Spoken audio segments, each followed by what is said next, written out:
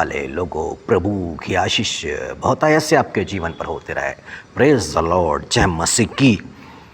क्या आप जानते हैं आने वाली विपत्ति से बचने का रास्ता? हर मनुष्य आज जिस स्थान पे भी खड़ा है, आपके जीवन में दुख, तकलीफ, परेशानी होगी, पर फ्यूचर में भी है क्या, इस बात को जानते हैं? आप नहीं जानते होंगे, परंतु वो विपत्ति जब आती है तो उससे बचने का इंसान रास्ता तलाशता है, दुखित होता है, परेशान होता है। परंतु उसकी तैयारी यदि अभी से ही कर दी जाए तो आने वाली विपत्ति से आप 100% बच सकते हैं। और प्रभु यीशु मसीह के विषय में यशायाह नबी 32वीं अध्याय में लिखा है, देखो एक राजा धर्म से राज्य करेगा और राजकुमार न्याय से हुकूमत करेगा। हर एक मानो आंधी से छिपने का स्थान और बौछार से आड़ होगा, या निर्जल देश में जल के झरने व तप्त भूमि में बड़ी चट्टान की छाया। यीशु मसीह के विषय में लिखा हुआ है, आंधी से छिपने का स्थान यीशु मसीह सुरक्षा प्रदान करेगा। जीवन में आने वाली विपत्ति, आंधी, तूफान, परेशानियां, हालेलुया। परंतु यीशु मसीह एक सलाह, एक परामर्श देते हैं या फिर एक आज्ञा देते हैं। यीशु मसीह यूँ कहते हैं कि एक बुद्धिमान मनुष्य के जैसे बनो। और बुद्धिमान मनुष्य कौन है? यीशु मसीह कहते हैं जो वचन को सुनता और उस पर मानता और उस पर चलता है। जो वचन को या यीशु मसीह की बातों को सुनता और समझता है, उस पर बना रहता है, उस पर चलता है, वह बुद्धिमान है।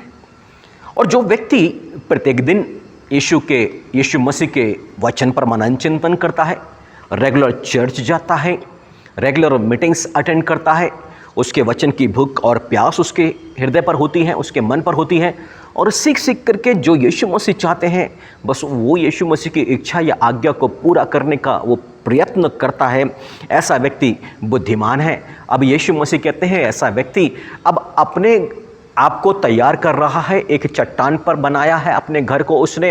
अब आने वाले समय में जैसे समुद्र में लहरें आती हैं, आंधी आता है, तूफान आता है, और जब वो झोंका आता है तो सारी मिट्टी को बहा के ले जाता है, सारे साइड में जितने भी झोपड़पट्टियाँ जो कुछ भी हैं सब उजड़ जाते हैं, और जो चट्टान है ना वहाँ जैसा का तैसा बना रहता है।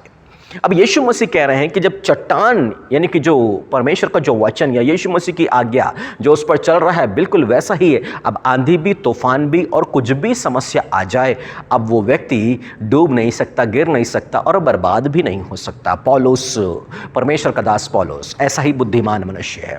एक एक करके आज्ञा पे चला। वो यीशु मसीह की मृत्यु की समानता को प्राप्त करना चाहता है। वो परमेश्वर की धार्मिकता जो विश्वास से उस पर बना रहना चाहता है। वो पहलोठे के पद तक पहुंचना चाहता है और रोज आज्ञा का खोजी, रोज प्रभु के वचन पर बने रहना।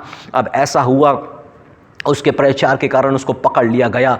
अभी उसको पकड़ के लेके जा रहे हैं, महासभा में सामने खड़ा करेंगे, पर परमेश्वर का यीशु मसीह का वचन पहुंचा, देख तूने जैसे यरूशलेम में गवाही दी ना, अब तुम्हें रोम में भी गवाही देना पड़ेगा। मतलब इसको अब लेके जाएंगे रोम में। अब समुद्र से होके जा रहे हैं और परमेश्वर ने फिर प्रकट किया अपने स्वर्गदूत के द्वारा कि तुझे कैसर के सामने खड़ा होना आवश्यक है।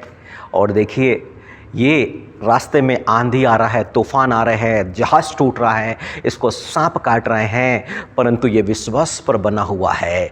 कोई भी समस्या इसको गिरा नहीं पा रही। वजह है क्योंकि ये आज्ञाकारिता का जीवन जीने वाला है। ये दुख और तकलीफ, रास्ते में आने वाली आंधी और तूफानें और परेशानियाँ इसको जीवन को बर्बाद नहीं, नष्ट नहीं, मृत्यु पास में नहीं आ रही, आके लौट जा रही है। ये बचा हुआ है और अंत में रोम में खड़ा है कैसर के सामने।